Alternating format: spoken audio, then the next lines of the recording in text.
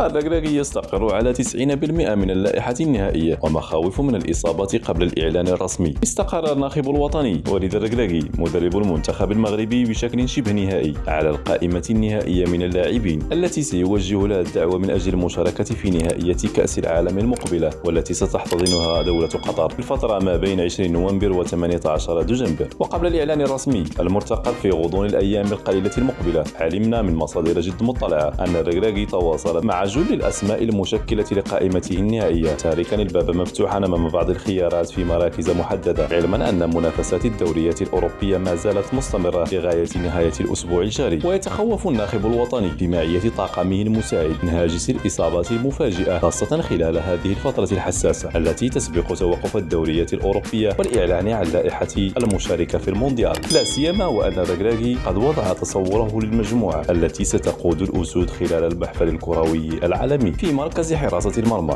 يبدو أن المدرب المنتخب المغربي قد وضع ثقته في أحمد رضا التكنوتي حارس مرمى فريق الوداد الرياضي البيضاوي في الصراع الأخير مع أنس زنيتي حارس مرمى الرجاء الرياضي البيضاوي على الرقم 3 في حماية عرين الأسود، إلى جانب الحارس الرسمي ياسين بونو المحترف في صفوف إشبيلية الإسباني، ومنير المحمدي حارس مرمى الوحدة السعودي. كما كان متوقعا فإن لائحة خط الدفاع ستشكل من غانم سايس ونايف أجر، بالإضافة إلى أشرف داري وجواد اليمير خيارين بديلين في المحور الدفاعي، أشرف حكيمي ونصير مزراوي في الأظهرة، مع الاعتماد على يحيى عطية الله وإمكانية استدعاء فهد موفي لاعب بورتيمونينسي من أجل شغل مركز ظهير أيمن. في تشكيلة خط وسط المنتظر الإعلان عنها، فإنها لن تحمل مفاجآت مقارنة مع المجموعة التي خاضت وديتي تشيلي وباراغواي، حيث ستضم سفيان مرابط، عز الدين أناحي، عبد الحميد صابيري، إلياس شاعر، يونس بالهندة، يحيى جبران وأيمن حارث، فيما يلف الغموض حول دعوة سليم أملاح من عدمها، علما أن اللاعب ظل دون تنافسية